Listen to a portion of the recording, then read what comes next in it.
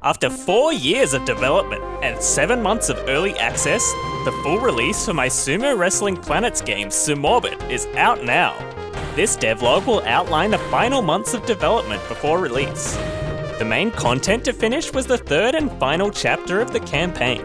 This chapter is set far in the future, where black holes start to dominate over stars in the universe. I won't spoil too much about this chapter, but the plot is similar to Chapter 2, where the humans try to find the strongest planets. This time from all around the universe, rather than just the galaxy. There's a planetary system that focuses on bombs, a system with a bunch of black holes, and a system where planets are quantum entangled, so you control multiple planets at once. After the strongest planets in the universe have been determined, you enter the end game. Without spoiling too much, you get to control something other than planets. The campaign has 4 different endings depending on progress with relics and goal times. The endings are based on actual theories for how the universe will end. After finishing the campaign, I realized that most of the achievements were focused too much on single player. So I added a bunch of new achievements focused on the Sumo mode, since it's intended to be the main selling point of the game. The last major gameplay change was regarding the spin mechanic. You can spin to break out of grabs, but the grabber can also counter your spin direction to prevent you from breaking out. But you can change spin direction mid-grab. It ended up being just a worse version of the Rivals 2 grab break mechanic. Despite my best efforts, not one single person liked or properly understood counterspin. There's common advice given in game development to kill your darlings, meaning to remove mechanics, levels, or story beats if they don't serve the game as a whole. Other than the original lobby design, I hadn't really done that with Sumo. But it was time. I removed counterspin. You still spin to break out of grabs, but it no longer really matters which way you spin, since the grabber can't counter it. This also simplified the spin tutorials and some campaign missions.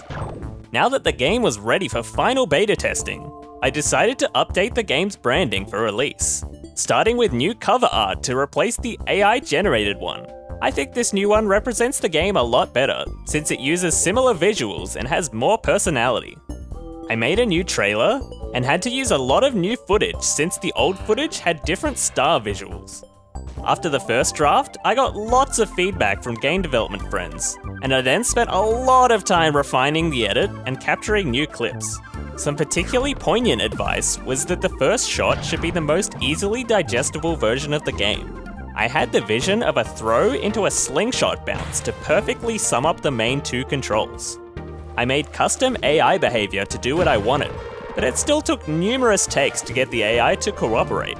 I even made emotes appear to be similar to the new cover art.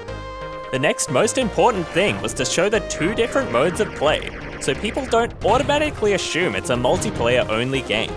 Next was to show that the game was more than 2-player and had a variety of maps for casual and competitive play. When the music becomes more peaceful, it shows the customization options, but I sped up the rate of edits compared to the first draft. The campaign section shows a variety of mission objectives, and how the story happens over the far future of the universe. The trailer ends showing team battles and 8-player chaos. Overall, I tried to not only edit to the beat, but also time actions within each clip to the sub-beats. The last thing I did was increase the price from $5 to $8. This will allow for bigger discounts going forward, since most of a game's sales after release come from discounts. If I wanted to make the game $4, it's now a 50% discount rather than 20%. After updating the branding, it was time to send free copies to a bunch of YouTubers and reviewers. I scoured YouTube search for videos for similar games, party games, fighting games, and general indie game reviews in a wide range of audience sizes. This process took several days until I'd given away over 100 copies of the game. I did this around a month before release to give them time to make videos if they wanted to, which put the release date at late November, and I settled on the 23rd, which happens to be my birthday. I know we don't really know each other, but you wouldn't get me nothing on my birthday, right? There's a really easy way to remedy this. Just buy a copy of Sumo on Steam. It's 40% off for the release, that's my gift to you. And if you say, it's not really discounted if you just increased the price, I'd say congratulations, Sherlock Holmes. I'm no longer asking. And if you already have the game, please leave a review. If we don't get at least 10 reviews from people who played for the game, there's no rating shown for it when browsing Steam. And to everyone who's supported the game so far, thank you. It means a lot.